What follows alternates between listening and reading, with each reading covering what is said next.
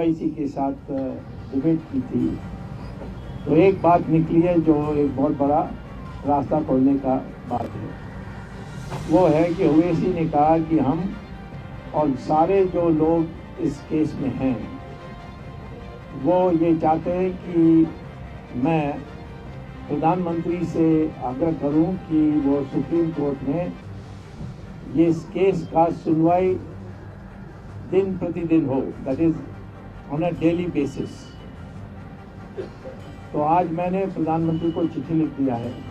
आस्था है, विश्वास है कि मुलायम सिंह, जिनको मैं कम से कम 30 साल से जानता हूँ भाई जैसा, कई बार उनके साथ हम घंटों घंटों बहस में रहे हैं, आज भी मिलते रहते हैं, तो वो भी आखिर में उसका हिंदुत्व जग जाएगा और वो साथ देगा हमें, इसमें ऐसा मुझे विश्वास है। ऐसा है, जो मैटर कोर्ट में हो उसकी बाहर बहस करने की जरूरत नहीं है। कोर्ट फैसला करेगा, फिर इसके ऊपर कोई निर्णय होगा। सुब्रमण्यम स्वामी साहब, हर रोज उनको खबरों में रहने की एक बुरी बीमारी लग गई है और इसलिए कुछ भी उन्हें कहना पड़े वो कहकर सुर्खियों में बने रहना चाहते हैं। इस देश में कानून है और संविधान है और वो दोनों कानून और संविधान बड़े से बड़े पद पर बने व्यक्ति से भी बड़ा है, प्रधानमंत्री से भी बड़ा है। हर राय के बीच में दर्शकों की राय भी जानते हैं। घनश्याम शर्मा है दौसा से अपनी राय के साथ। नमस्कार घनश्याम जी। नमस्कार। बताएं सर, क्या कहना चाह रहे हैं? मैं ये पूछना चाहता हूँ कि जो ये कांग्रेस वाले कहते हैं कि बीजेपी जब सरकार में आती है मुद्दा उठाती है, तो हम ये कहते हैं कि क्यों कांग्रेस मुद्दा नहीं उठाती है। कांग्रेस को भी राम मंदिर बनाने का मुद्दा उठाना चाहिए, इनको खुद को भी उठाना चाहिए। राजीव गांधी जब शासन में थे, जब बीजेपी ने, जनता ने मिलकर आंदोलन किया, जब इसका मंदिर का ताला खोला, लोग कहते हैं सुप्रीम कोर्ट फैसला करेगी। सुप्रीम कोर्ट मान लो कि 100 साल में फैसला करेगी, तो क्या 100 साल बाद बनेगा ये मंदिर? हमारे हिंदुस्तान में यदि ये मंदिर में सुप्रीम कोर्ट फैसला करे तो फिर ये और ये चलिए सुप्रीम कोर्ट से कहा जाना चाहिए। जल्द सुनवाई के हक में आप भी हैं। बहुत बहुत शुक्रिया आपका। खालिद कुरैशी साहब बीकानेर से है। नमस्कार खालिद साहब। सर नमस्कार। बताएं सर, क्या कहना चाह रहे हैं? सर ये कहना चाह रहा हूँ मैं, ये मंदिर मस्जिद का झगड़ा खत्म होना चाहिए। दूसरे सरकार को चाहिए कि वो ना मंदिर बनाए ना मस्जिद बनाए, वहाँ एक ऐसा अस्पताल बनाए जहाँ हर बीमारी का इलाज हो और उन नेताओं का जरूरी इलाज हो जो ये मंदिर मस्जिद के झगड़े लेकर खड़े होते हैं। तो ये मेरी अपील है सरकार से। चलिए, बहुत बहुत शुक्रिया आपकी इस राय के लिए। आम सहमति की बात सबसे पहले यहाँ पर की जा रही है। इंद्र ओझा साहब, मैं लौट रहा हूँ आपके पास में। उससे पहले गुमान सिंह जी, आपसे जानना चाहता हूं। सुब्रमण्यम स्वामी ने कहा मैं मुलायम सिंह से बात करूंगा, मैं ओवैसी से बात करूंगा और कोशिश की जाएगी कि सबको इस मत पर सहमत किया जाए। स्वामी जी सबसे वरिष्ठ नेता हैं, जिनसे इंदिरा गांधी भी उनकी योग्यता का और उनकी बातों का मतलब ध्यान से सुनती थी, लोहा मानती थी कि इतने कर्मठ और वरिष्ठ उस टाइम से, अब इंदिरा गांधी के टाइम से जो नेता, अब उनकी बात को हल्के में तो लिया नहीं जा सकता। वो बहुत इस विषय को लेकर गंभीर है। ये हमको भी इस चीज़ का बड़ा वो है कि ऐसे वरिष्ठ और योग्य आदमी आज वो उनके पास कोई ऐसी जिम्मेदारी नहीं है जी। बाकी उन्होंने सही मुद्दा उठाया है और बाकी अभी आप सलाह जिससे, लेकिन वक्त गलत हो गया क्योंकि 2017 में उत्तर प्रदेश के चुनाव है और वो बीजेपी से जिस दौर में जुड़े हैं, जनता पार्टी से बीजेपी में जिस तरह से जुड़े, वो ये प्रश्न इसलिए आ रहा है जनता के दिमाग में कि आप हमेशा चुनाव के टाइम पर उठाते और कुछ करते नहीं हो।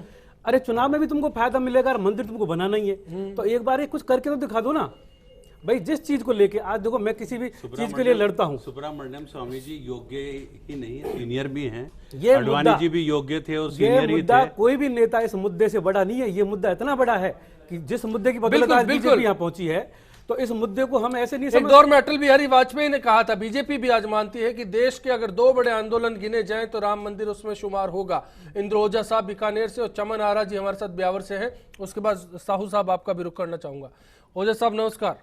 नमस्कार अश्विनी जी। बताएं सर, क्या कहना चाह रहे हैं? पारिता सभी भावना को नमस्कार करता हूँ। जी सर। पारिता, आप आज जो डिबेट का सवाल जो आप कर रहे हो, जब मैं पहले तो आपसे भी निवेदन कर रहा हूँ, जो आपने ये सवाल पे लिखा है मंदिर राग जी, जो आपका डिबेट का जो सवाल हो रहा है मंदिर राग, तो तारिक साहब ये कोई मंदिर की ये कोई राग नहीं है। ये राम मंदिर जो है, ये राम हमारे हिंदुओं का आस्था के सबसे बड़े प्रतीक है। ये कांग्रेस वाले आज बरसों से कह रहे हैं। मैं एक निवेदन ये कर आप ही साहब से भी कहना चाहता हूँ कि हिंदुओं की सहनशीलता देखिए आप। कांग्रेस पार्टी ने राम को नकारा था और इन्होंने सुप्रीम कोर्ट में एफिडेविट तक दिया था और करुणानिधि वो बैठे सीएम, भूतपूर्व सीएम, उन्होंने तो यहाँ तक कह दिया कि राम थे ही नहीं, राम रावण का कभी युद्ध नहीं हुआ। और हिंदुओं के सेंसर देखिए किसी ने कुछ नहीं कहा। और ये इस देश के नाम के तनाव की बात, किस बात का तनाव पारिक साहब होगा, किस बात का तनाव होगा बताइए। ओझा साहब बहुत बहुत शुक्रिया, बहुत बहुत शुक्रिया। बिल्कुल अमन पसंद अगर आवाम है तो वैसा ही माहौल बना रहे, लेकिन कहीं सियासत इस आवाम के साथ, इस अमन के साथ खेल रही है। बात इसी की है। चमन आरा जी सर नमस्कार। नमस्कार सर, मैं एक कविता के माध्यम से कुछ कहना चाह रही हूँ। जी बिल्कुल बताएं। मंदिर और मस्जिद से निकले गिरजा और गुरुद्वारों से, अपने वतन की करे हिफाजत दुश्मन के बम्बारों से।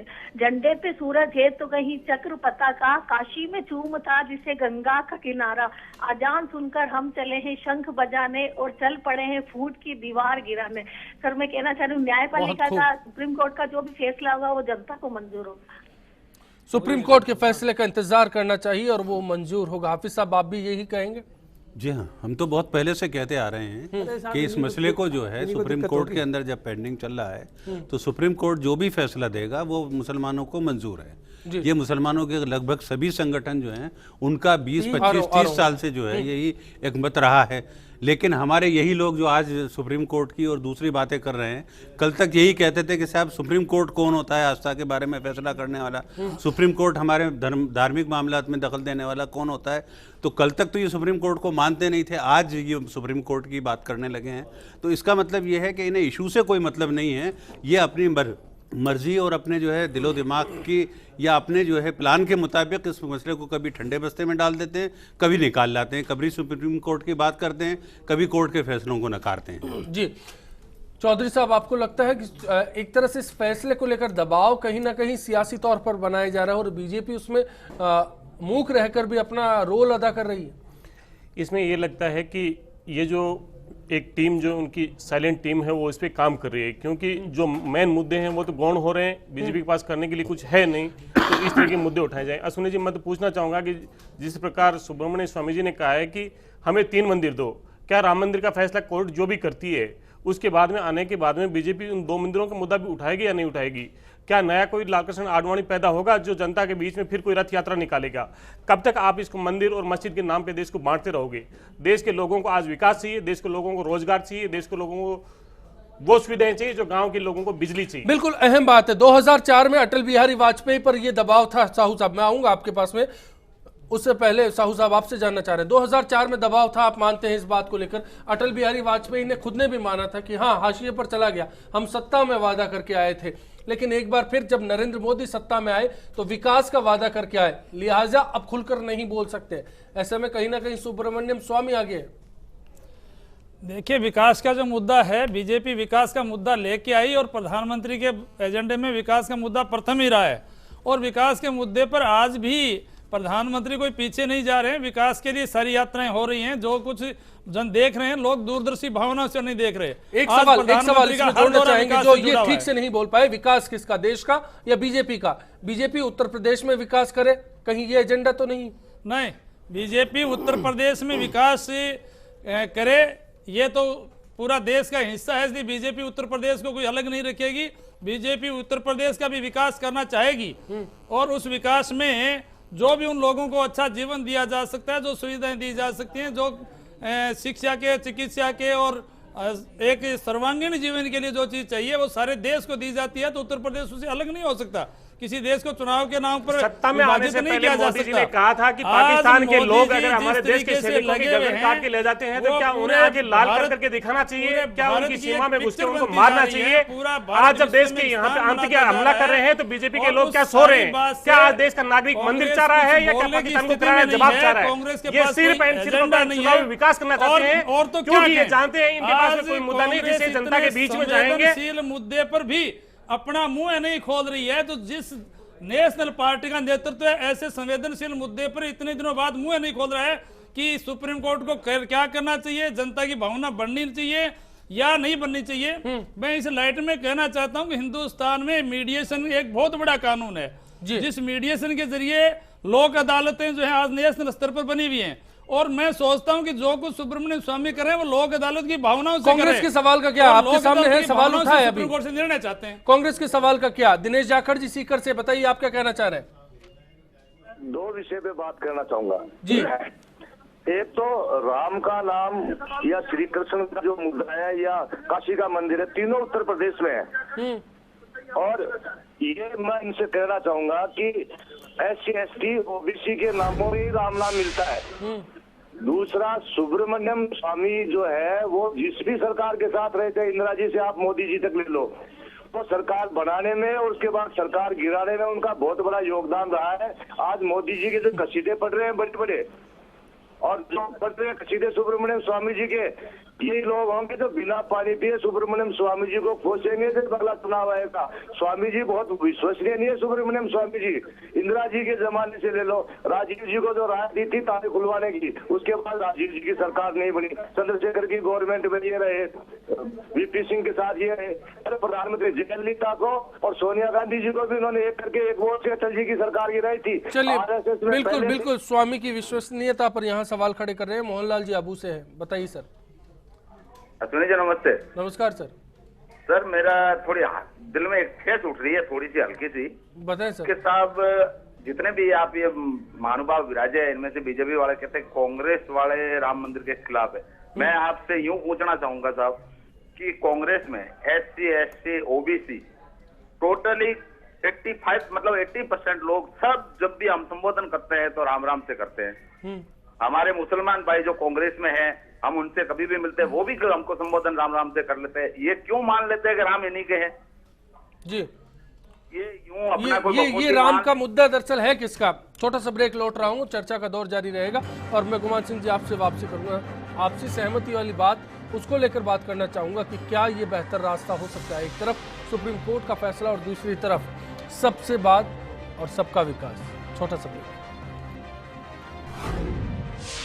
अच्छी पहल है, सौहार्दपूर्ण वातावरण में अगर ये मामला बनता है तो फिर किसी बात की कोई तकलीफ नहीं है। अब ये तो आप जानते हो कि लोग कहने वाले हैं, मतलब तिल का ताड़ बनाने वाले हैं, वो कारण है। बाकी तो बहुत अच्छी सुझाव भी अच्छा है, सिस्टम भी अच्छा है। कहाँ 3 वो मंदिर की जगह मांग रहे हैं और वो कहाँ 40,000 मस्जिदें दे रहे हैं, तो उससे वातावरण अच्छा होगा और आपस में भाईचारा बढ़ेगा। अदालत में मामला है और न्यायपालिका का सब सम्मान करते हैं। न्यायपालिका का सम्मान करते हुए हम भी यही चाहते हैं कि न्यायपालिका का जल्द फैसला है। और ये भारत का एक संस्कृति का सवाल है, भारतीय संस्कृति का। अगर अयोध्या के अंदर भव्य राम मंदिर बनता है तो इससे भारतीय संस्कृति को बल मिलता है।